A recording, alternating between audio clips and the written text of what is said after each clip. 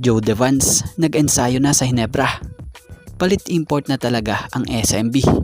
Goodbye Jordan Adams na talaga sa pangalawang pagkakataon. Pero bakit nga ba? So yan nga ang ating mga tatalakayin. Pero bago ang lahat shoutout sa mga solid nating ka-teammate na sila Eduardo Monsales, Scout Ranger, Paul Ryan Collis, Eduardo Placer, and Juan Solige. Isang samang balita dito nga po para sa San Miguel Beermen matapos tambakan lang ng Blackwater Bossing sa pangunguna nga ng napakatindi nilang import na mala LBJ kung mang-hype na si George King. Nitong Sabado lang, tinalo ng Blackwater itong SMB sa final score na 111-94 na kung saan naglaro ang SMB ng walang import matapos na ang isang game time decision. So hindi nga pinalaro ng SMB si Jordan Adams na kanilang import matapos ma-injury ito noon pa lamang kontra Ross, na kung saan nagkaroon pala ito ng hamstring injury. Kaya pala nung kontra Reynoy Shine pa lang hindi na ito natapos o hindi na nito natapos ang laro, na kung saan tinalo nga po or talo nga po ang inabot ng SMB rito. Tapos kontra Blackwater nitong last game nila, talo na naman, na kung saan walang naglarong Jordan Adams. Sa ngayon, batay sa pinaka-latest report, nagkaroon pala ng emergency meeting ang SMB ngayong Sunday para magkaroon ng desisyon sa kanilang import na si Jordan Adams. So napagkasunduan nga na papalitan na si Jordan Adams at desidido na talaga sila Coach George. As in, desidido na raw sila. Hindi 80%, 90%, it's 100% yes na raw papalitan na nila talaga.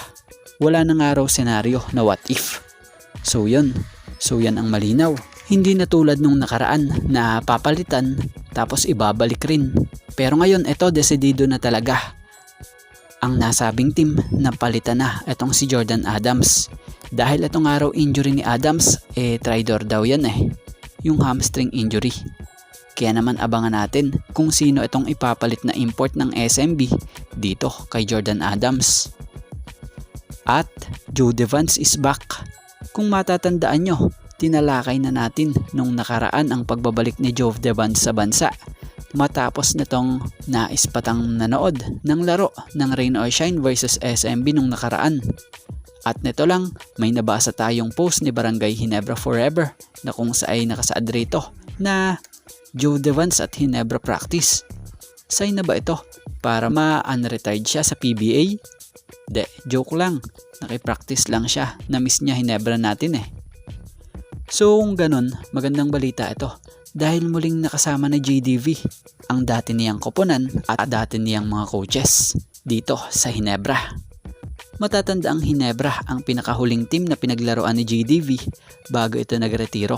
Daming natulong nito rito sa Hinebra sa pagsungkit ng kampyonato, sa pagiging leader nito at pagtulong sa system na kanyang sa ulo na taktika ni Coach Tim Cone para ibahagi sa mga naging teammates niya rito. So itong napabalitang nakipractice ito, para sa opinion natin magandang senyales to dahil pwede siyang makatulong or makakatulong kina Coach Tim para sa team, lalo pat mga bago ang karamihan sa mga ito.